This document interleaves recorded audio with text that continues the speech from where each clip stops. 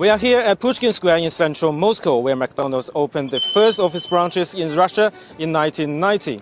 The American fast food giant recently ended its 32-year appearance in the country, selling all 850 office locations to a Siberian businessman and franchise partner.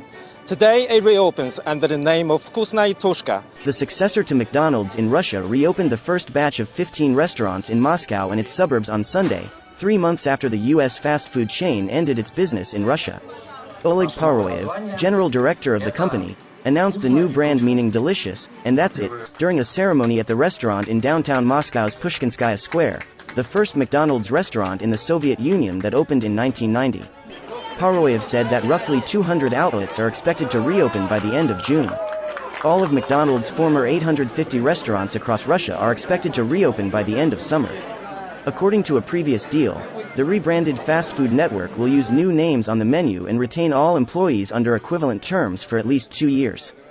McDonald's suspended its business in Russia on March 14. The company announced its withdrawal from Russia on May 16 and 3 days later sold the assets to Russian businessman Alexander Gover, a former McDonald's licensee.